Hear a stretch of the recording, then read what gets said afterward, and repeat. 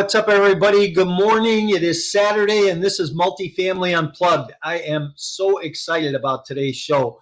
And as I normally say, buckle up because you're going to enjoy this ride, that's for sure. This is going to be very educational and bring you some information this morning that you might not know, or maybe you know and just don't know a lot about, or how to access this investment opportunity. But before I bring my guest in, you know what? Let's talk about intentions. Let's talk about intentionality. What have you designed for yourself? What are your intentions for the weekend? You know, we all have dreams. We all have goals, right? They're all things that we want to accomplish in our life. But if we don't set intentions around them in order to get there, if you don't have good accountability set up in your life to achieve the milestones to help you achieve your goals, we kind of end up falling flat or falling short. So I just want to encourage you to sit down, take some time, think about some intentions. But right now, I want you to grab your coffee and I want you to sit back. If you know somebody who needs to hear about self-directed IRAs and using those to invest into real estate syndications, you might want to give them a call or text them real quick. If you're new to the show, glad that you're here today. Like us, love us on social media. If you're on YouTube, please smash the subscribe button. We love the followers, and we're always trying to bring good, relevant content to you on a daily basis. So the information we try to provide is at a high level where you can actually take it and go take some action with it. So I'm excited this morning. I get to introduce a longtime friend of mine, Kaaren Hall. Kaaren is with UDirect in California. They are a self-directed IRA custodian, facilitator. I think I said that wrong. They're not a custodian. But we'll let Kaaren explain that a little bit more. But I knew Kaaren way back when she first started her company. And just to watch her grow this company over the last number of years, and I'm not going to date either one of us right now, but it's been a while. Let me bring her in real quick, though. Hey, what's up? How are you? Great. Cheers. I always love this. Yeah, coffee. I hope everybody's got their coffee this morning. Yeah. Hey, thanks for being here. I appreciate it. Yeah, thank you. I really appreciate it. So yeah, I'm sorry, but it's been 15 years that I know. Yeah. I wasn't going to go there, though. Why date? Yeah. It's good to see you, though. I always like connecting with you. And I actually think the last time you and I got together was here in Chicago. We went to Tofano's and had dinner that little Italian place that is my favorite place in the world. Yeah, we made that video promoting your event. That was fun. Oh, that's right. That's right. Yeah. We did. Yeah. So, hey, listen, let's get started. I always ask my guests in one word, what best describes you personally and professionally? Wow. I think responsible, I think, is the word. Oldest sister and a CEO and mom, a lot of responsibility. So I think responsible would be a good word, both personally and professionally. My next question would have been, what makes you responsible? But you just said it. Oldest sister, right? We're the responsible ones all the time. That's for sure. So because I'm to take care of, and that's what I love to do. So yeah, awesome. Well, good. Hey, so let's talk a little bit about your history and how you started UDirect and what you guys do. Yeah. So I've had a varied background, and it's not what most people would think. I mean, I started off my professional career as a radio announcer, and I did that for 17 years in between doing other things like property management. I got a real estate license. I've had real estate licenses in 3 states. I don't know if you know that, in Washington, Texas, and California. But, for a year, I was like a professional realtor along with radio. I did that together, and then some property management. And then I got into mortgage loan servicing and did that for a number of years in Dallas, for example, and also here in Orange County. And then got into loan origination. And so I stayed in loan origination, and this is spanning a lot of years. But I was in loan origination right at the time of the Great Recession. So I got out and needed a job, and I said to a friend of mine named Aggie, I said, hey, Aggie, I I need a job. And she knows everyone. So she hooked me up with somebody who owned a self-directed IRA company. They're opening a new office in Orange County. And long story short, they hired me, and it was great. So I opened their office and was opening 50 accounts a month, and they fired me. Oh man, stress. For overproduction, I'm sure. Yeah. Yeah. So, you got to have faith, right? So I made it through and founded UDirect IRA Services. And that was 2009. So, you know what? First of all, I just want to mention you and I originally met through a mutual friend, Kathleen, who, I love to death, great lady. Mm-hmm. And we connected way back when I used to come to California and speak at Kathleen's events. And about due diligence and all. Yeah. Yeah. And you and I both would speak. I'll never forget that one event we did, like just before the world went to hell in a handbasket, right? Where you spoke, I spoke. I can't remember the woman's name in the gas and oil business. Kathy. Yeah. I was going to say Kathy, but I wasn't 100% sure. Yeah, Kathy. But that was a great event. There were, she had a ton of people there. And then before we knew it, the world was over. But at least for some of us. But hey, we go on. Yeah, that's right. That's right. And if the world crashed, you pick up your pieces and you move on. And that's my message to people: is you can't let your past define your future, and you just move on. But all right, so let's talk about UDirect and what does UDirect do? You mentioned we're not a custodian; we are an administrator. So when I founded UDirect IRA Services, I went around looking for banks and trust companies, like somebody to hold the money, and do the cash management for the clients, because you have to be bonded and insured, and there's a whole long drawn out process to become a trust company. And so I interviewed many banks and trust companies, and I came to an agreement with one of them. And we've had this relationship now for about 14, 15 years. And that's how I got started, with that, and, opening one account at a time. It was just literally one IRA at a time. And now we have like about just under $1 billion under management. Wow. Say that number again. $1 billion. How's that make you feel? Like responsible, right? Yeah, it's it's a big number, but we, thanks to computers, we can keep track of everything. And we've just worked with a trust company on a kind of a data migration to a better system. And so it's always improving. Awesome. So let's explain to people what a self-directed IRA is and how they can use it. Yeah. It's like the best kept secret is what it is. It's something that you've been able to do, right? And I'm sure you tell your people about that. Ever since 1975, you've been able to self-direct your IRA, but nobody knows that, right? Because that's when IRAs were created. And when they were created, you could always invest in anything except life insurance contracts and collectibles.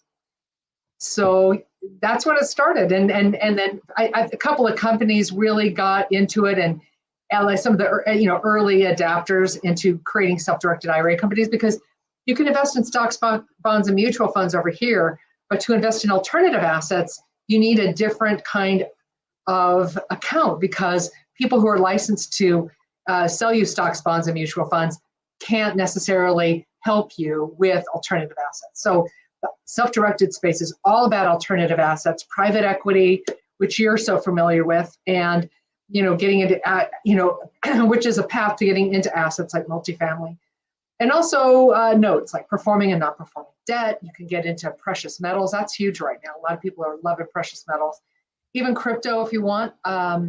All different kinds of, a regular house, you have a renter move in, they pay your IRA the rent. Lots of different kinds of alternative assets not correlated to the stock market. Yeah. So I know there's some rules, and I just want to back up because I want to be clear with people about what alternative investments are, right? Right. It's real estate, gas and oil, precious metals like gold, silver, that type of, you can invest in crypto, right? Yeah. But you can't collect art.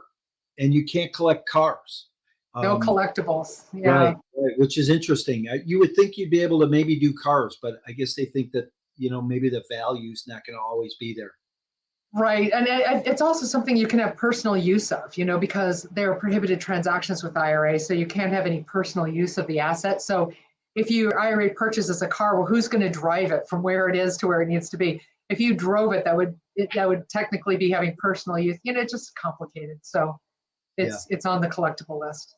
So talk about personal use for a minute. So I can't go buy a house that I'm going to live in Correct. with my IRA, right?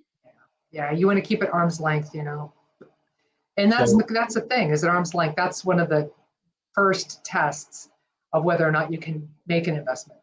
but I can do a flip through my IRA, or I could buy an apartment complex through my IRA, or a piece of, right? Correct. Like a rental property, sure, but you're never going to live there. You're never going to, you also don't swing the hammers or do any of the work yourself, because that's called an over contribution of sweat equity. You love it. Yeah. So you can hire third-party vendors. And if, say, you have a rental property, say your IRA owns like straight up, not through a private equity deal, but straight up a multifamily, you can screen the tenants, you can collect the rent checks, you can hire third-party vendors. But what you're not going to do is live there or do any of the work. So you keep it arm's length. Yeah. So, how about this just occurred to me. Do you find a lot of people who are doing like short-term rentals, like Airbnb, and that using their IRA today for that model? There are some. I mean, that yes. I mean, the answer is yes. And short term or even long term, like 30-day rentals in an IRA. And so, is it passive or active income? If it's active income, it can throw off a tax. Yeah. We're dealing with the IRS here, so it's not always simple. But yes, people do that. Or maybe my IRA, for example, would lend money to you so you could invest in ADU or short term rental, Airbnb. I always say the IRS should be, I don't know. Yeah. Or it depends. That's what they say. Yeah, right. It depends. Let me look through this tax code. Yeah. So let's talk about the different types of IRAs, because I know there's a traditional, there's a Roth, there's, talk about the different types of IRAs, solos, 401s, all that. Right. Yeah. We call it a self-directed IRA, but it's sort of like an umbrella term for a lot of different kinds of accounts. Like you mentioned, traditional Roth, SEP, which is simplified employee pension, a simple IRA, which is savings incentive match plan for employees. There is, again, like you mentioned, a solo 401k, a 401k for somebody who's an entrepreneur who has no full-time employees in any of the companies that they own. If that's you can have a solo K. Or even an HSA, health savings account, can be self-directed. But there's something new, and I'm glad you asked me about this so I could bring it up. Oh, good. There's something called the Secure Act 2.0 that passed at the end of 2022. And the Secure Act, what came with it is two variations on the theme of existing IRA. So a SEP IRA, again, it's for a self-employed person. It stands for Simplified Employee Pension, where instead of the contributions going in pre-tax, like a traditional IRA similarly, now your SEP, you can contribute to it as a Roth contribution. What? It's very surprising.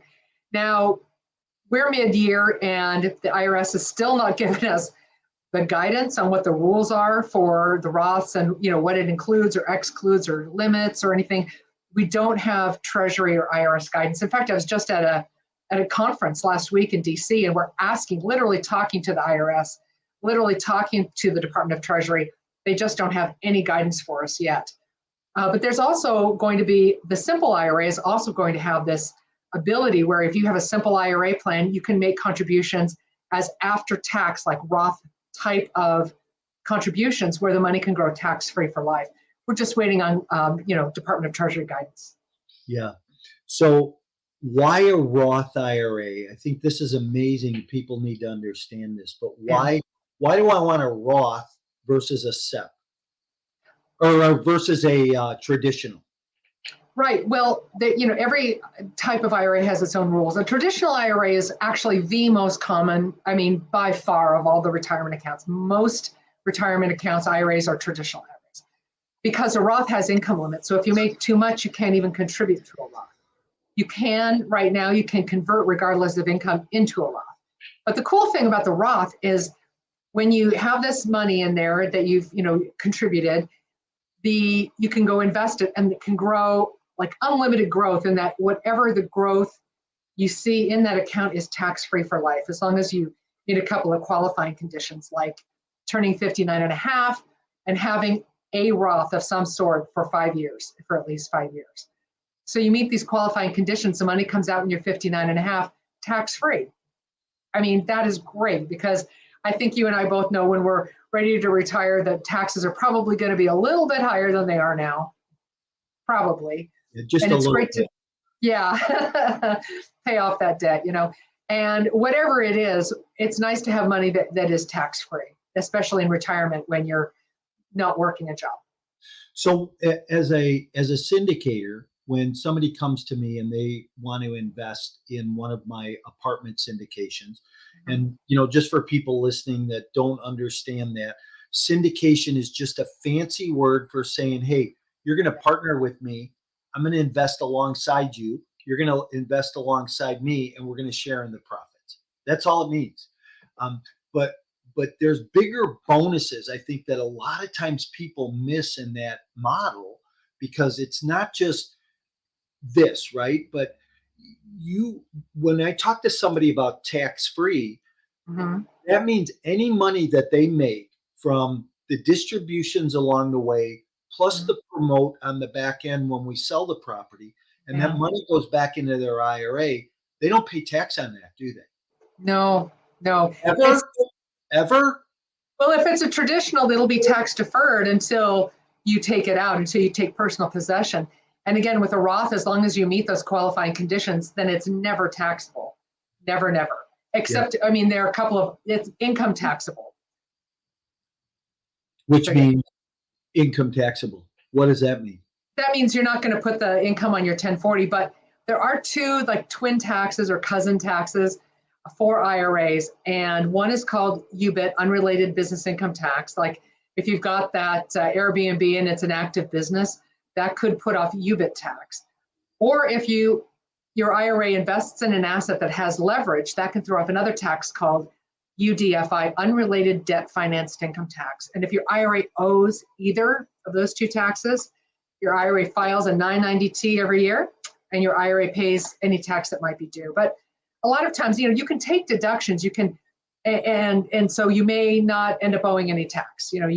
There are ways to kind of write off some of the expenses. So that is a conversation to have with your tax person, and they will help you with that, right, and file a 990. So let's qualify this for people right now too, because my attorney always tells me I need to qualify things and say, hey, I'm not an attorney and I'm not an accountant. Go talk to your professional for the details.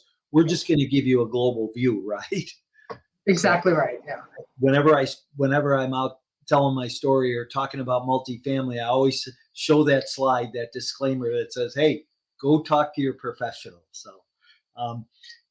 So can't you also do like medical savings plans and 529s or college savings of some sort? Sure. So there's the HSA, the health savings account.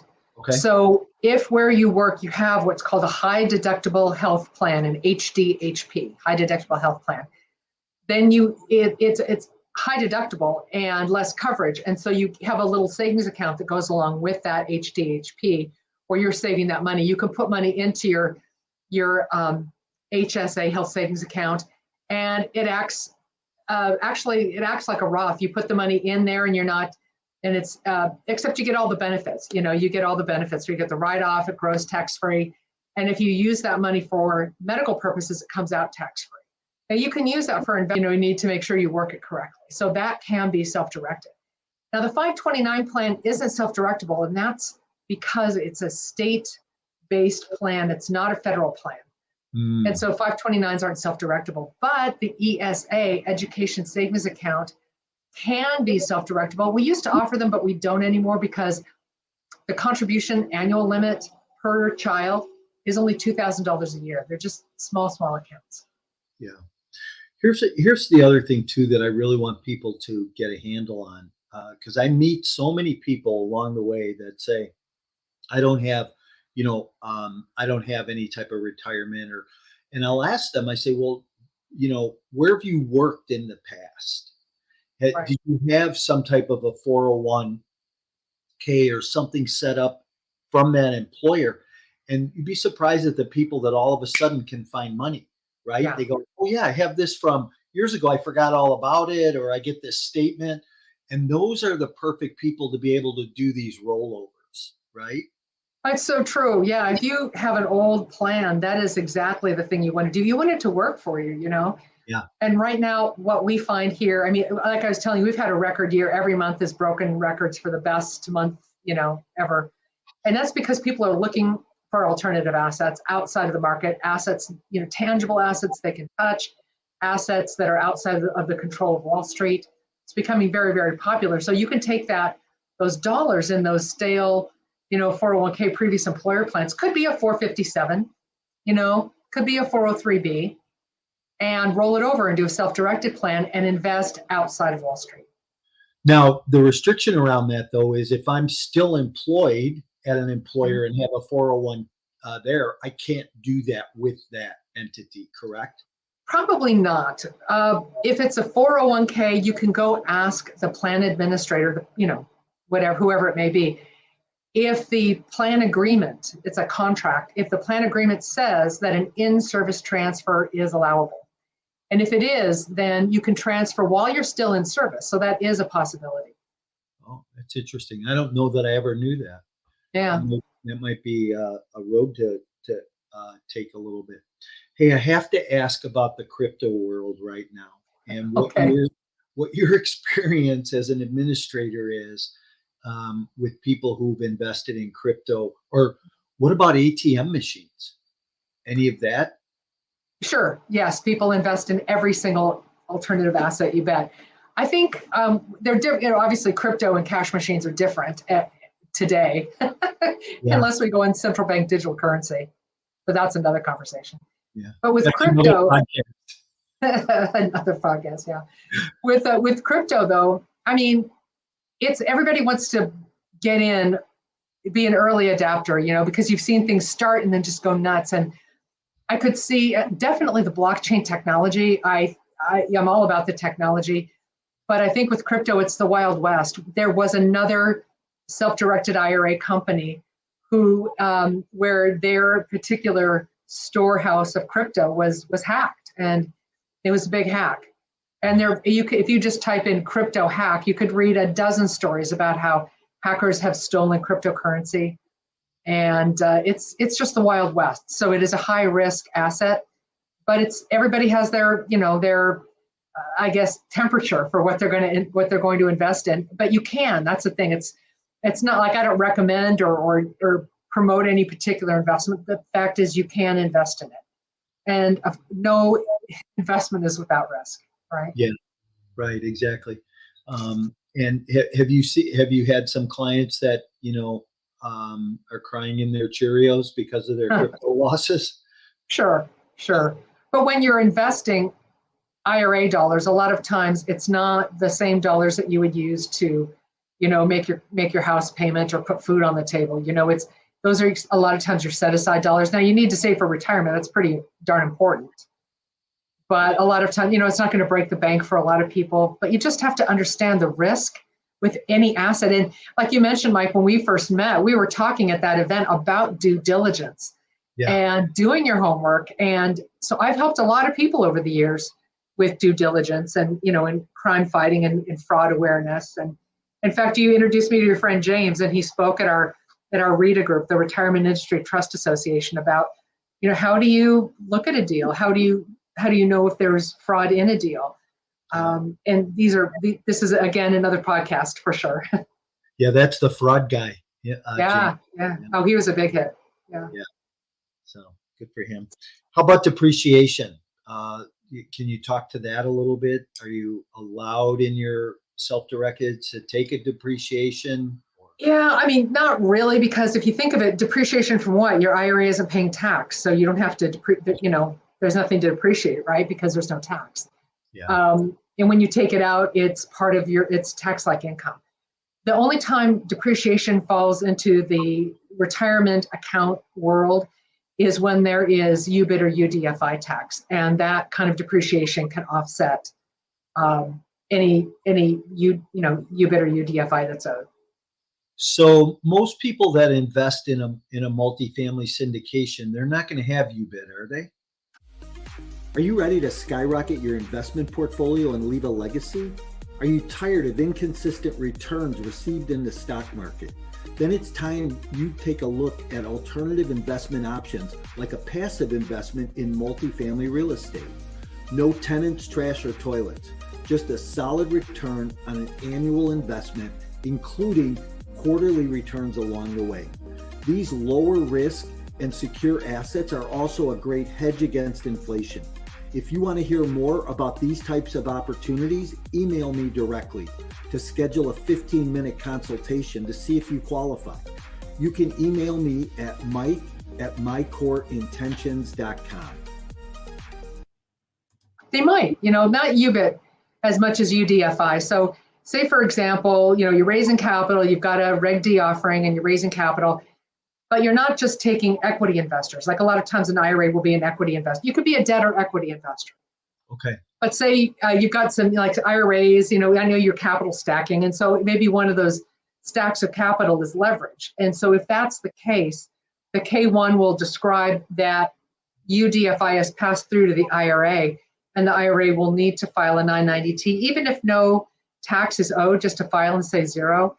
But a private equity deal can throw off UDFI tax to the IRA. And what would cause, what happens in a deal that causes that to happen? So I'm a syndicator. I want to watch out for that and help my IRA people maximize the most. Okay. And here, let me just explain this real quick. So, we know a typical syndication deal is like a 70-30. And right. So those investors get the lion's portion, right? They get the 70% side.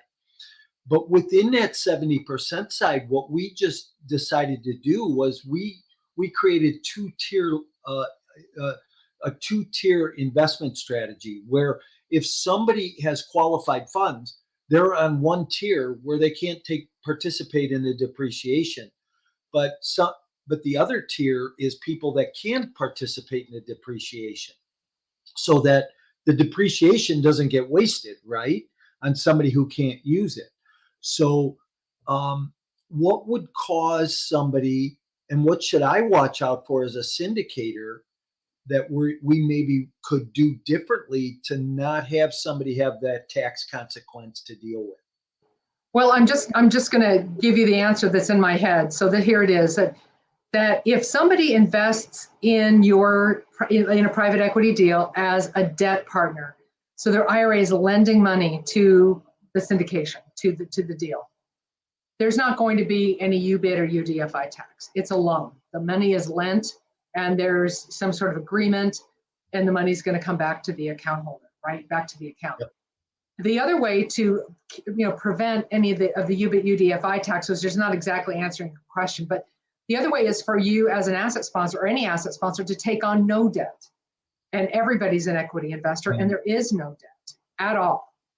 So either the IRA owner takes their account and invests that IRA as a debt partner, great, no UDFI, no UBIT tax, UDFI tax, or the asset sponsor doesn't take on any leverage at all, and all the IRA holders are equity shareholders. The IRAs are equity shareholders, no tax. Does that make sense? Yeah, absolutely. Okay. Absolutely. Interesting. So, a smart move, well, probably tougher, but if you're doing a $30 million deal and you would maybe have to raise 12 million. On the equity side, you just raise the 30 million and do the whole deal cash. Yeah, it's just leverage. It's just with IRAs and leverage, that's the oil and water. Well, that's why in the multifamily business we like leverage, because it causes the return to be better, right? It does. Everyone likes leverage. It just is a fuss for an IRA holder. Yeah. So any other new guidelines or rules that are exciting for people that have happened or are going to happen that you know of? I think one of the most dramatic things is the increase of the RMD age, required minimum distribution age. And so you can hit an age where you have to take the money out of your pre-tax accounts, like your traditional, currently your SEPs or Simples or your 401k pre-tax contributions. So it used to be 70 and a half. And then in 2019, we had Secure Act 1.0, and that raised the RMD age from 70 and a half to 72. Yay. So that meant that you'd have even longer for those retirement savings to percolate and grow and compound before you had to take out some of the money. But with Secure Act 2.0, effective 2023, that age is now 73. So it gives you like an extra year. So it's gone from 70 and a half to 72 to 73 now. And in 10 years, in the year 2033, that age will be, let me just think about it, 75. Which is great because, say, for example, you're retired and you're 73 years old and you think, I have other streams of income. I don't need to touch this IRA money right now. But if I have an RMD, I have to right now. But say it's later on, say it's like 2026 or 2036. In 2036, you can wait till you're 75. That's great. So you can, those dollars in your retirement account can be growing and growing and growing and accumulating tax-free or tax-deferred.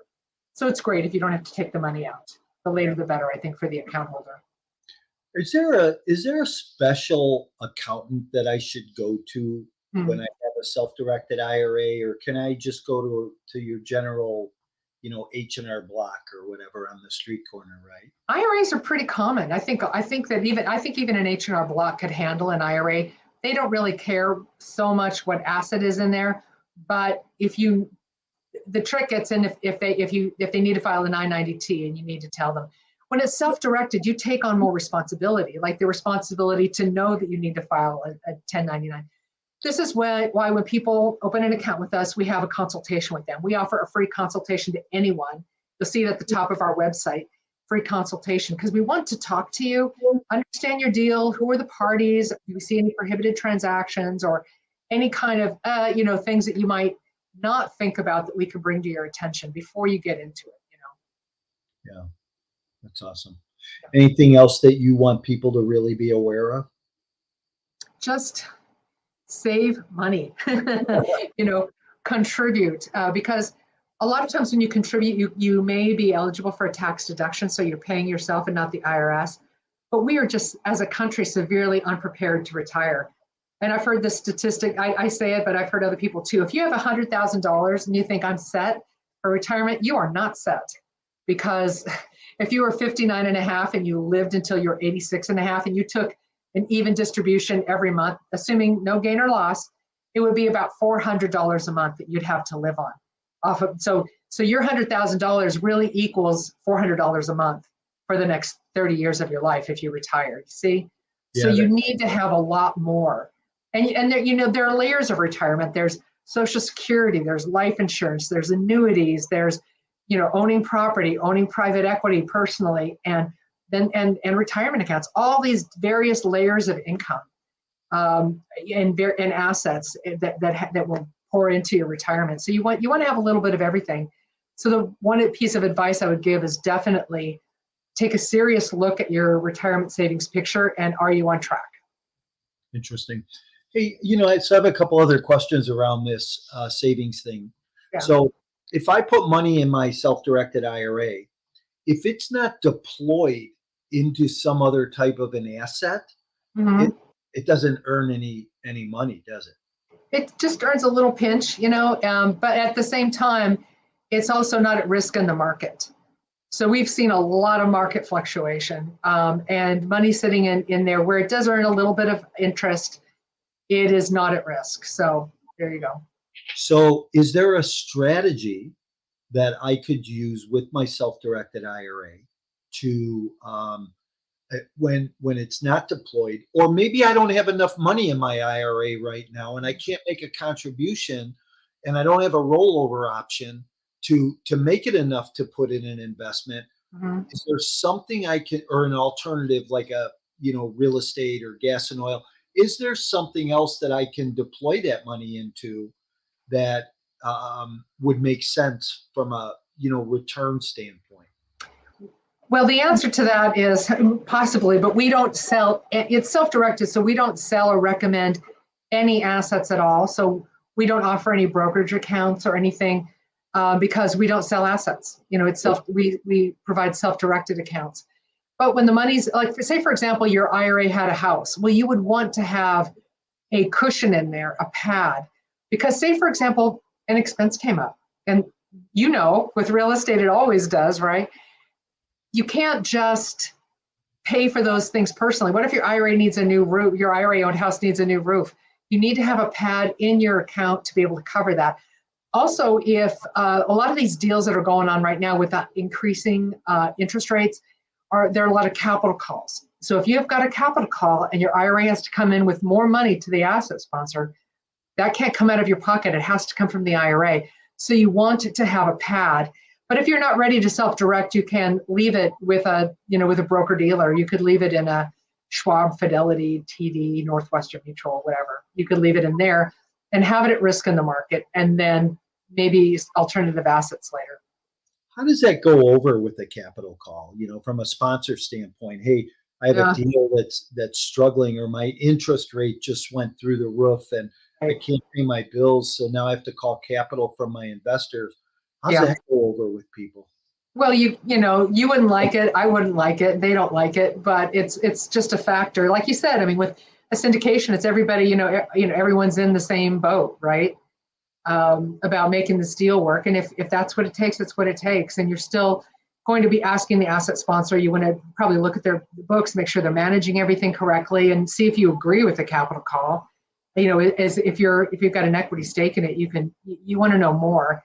But there you go. It's part of the deal, and I'm sure it's written into the operating agreement and the sub docs that say there's a chance of a capital call, and you walk in knowing that there's that risk. Yeah, interesting. Well, listen, this has been great. I got a lot more questions answered. One more question, maybe two. Sure. How do I make that investment into that alternative asset? So what's the process? So let's just say that I have an account, it's funded. How do I make the investment? It's super easy. You just, you give us a call, or you send us an email, you send us your docs. We have a document upload portal that's SOC 2 compliant. So we don't have documents in the email, but you send us your docs, you give us a call, you talk to us about what you're trying to do. And we have dedicated transaction coordinators who will work with you, and we assign them by letters of the alphabet. So like Mike with Morawski. So every time you call, whoever has a letter M will be speaking with you and helping you. So you get to pretty much talk to the same person every time. And you say, this is my deal, this is what I want to do. And they just handhold you through the whole thing. And basically we review the docs, fund the investment by, check or wire, and then all the proceeds from that investment go back in the IRA. Okay, awesome. How difficult, or is it not difficult, to do a rollover? So, go ahead. Yeah, not difficult at all. You open the account, so you've got an account number, and there's a place for the money to actually go. Then you call your previous employer, their plan administrator, and say, please roll over the money into this IRA. Here's the account number, here's the address, and please. And usually they like to do checks. So they'll send a check made payable to your IRA, and it takes maybe 2 weeks, and the money will come over. Got it. And then what about what's the climate like when you maybe have an IRA with or some type of a investment portfolio with a current traditional financial planner of some sort, and you want to all of a sudden go and take a portion of that or that whole thing and put it into a self-directed? Right. How does that process work, and what's that like? Right. Well, they get paid on assets under management, so they're not going to love it if you want to take a big chunk of your retirement account away from them, because that's their paycheck, literally. I mean, they're paid on assets under management. So, but I mean, you're going to do with your money whatever you wish to do, because it's your money. So just simply ask for a transfer.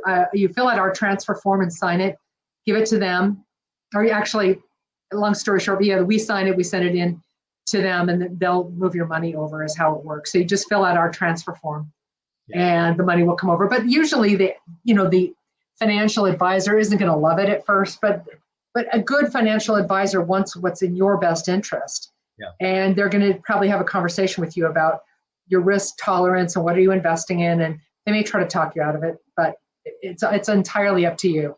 These IRAs are self-directed. You can choose to invest in, the stock market. You can choose to invest in alternative assets, but every IRA is about your choice. I remember I have a good friend who rolled some money from a traditional planner into a self-directed IRA. And he was just doing a small portion of it, right? Not all his money. He was leaving, 80% of it with his traditional planner. Yeah. And the planner gave him a hard time. And Yeah. and I don't believe, you have to treat people what's in their best interest, right? And you said it. And here's a community service announcement for you, right? But and this planner gave him a hard time. And he said, okay, forget it. Just roll the whole thing. I'll just So, I mean, we really have to operate for what's best interest for our clients. So, hey, I appreciate you being here today. How do people get a hold of you? The best way is to email us info@udirectira.com. So that's our website, udirectira.com, just info@, or maybe you can see the phone number above me, 866-538-3539. That's also our phone number. Yeah. That's the best way, or just go to our website, and we're always happy to help. There's always somebody to talk to you about what you need. We're well-staffed and happy to have a chat. Yeah. So a couple bonus questions I always love to ask. Okay, let's go. What is what's the best book you've ever read? Wow. Besides the Bible? Okay. I love that. Okay. Yeah. Besides the Bible. I mean, as far as motivating me personally was Think and Grow Rich by Napoleon Hill, about the mastermind and, the power of the mastermind and about just, taking action and that was extremely motivating to me. And I read that book and I started applying it right away, and my income just really increased. That was the most dramatic change I'd ever seen. Yeah. Awesome. It's, definitely a classic. That's for sure. Yeah. Timeless principles.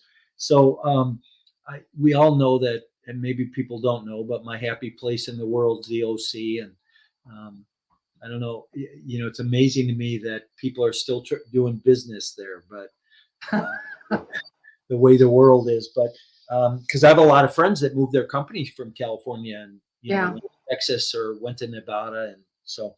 But anyhow, favorite restaurant in the OC. Wow. There's a restaurant by our office, and it's called Andre's, and they named it after their son who passed away in a surfing accident, long story short. And it's a great restaurant. It's delicious. If you're a beef eater, which I'm not, but well, I have a lot of friends who are, and it just everything's nice about it. So that's what I like, Andre's. Andre's, have to remember that. How about best tourist attraction in the OC? Well, it's Disneyland, isn't it? Come on, that's a pat answer like the Bible. Happiest place in the world, right? Yeah, right. Well, listen, thanks for being here. This has been great. I appreciate you and all you do for my clients, and how you help them simplify things as much as possible, and for the service that you provide. Thanks. And I hope this has been educational for people. And I would just say, hey, if you are thinking about doing a passive investment, you have an IRA, you're looking for money to invest, an IRA or some qualified account could be beneficial for you. Give Kaaren and her team a call and get your questions answered, and get your fund set up so that you can do some type of an alternative investment that will best suit your needs as an investor. So thanks for being here. Thank you, Mike. I know you'll be coming to Chicago soon, so we'll see you soon, and we'll catch up. Very good.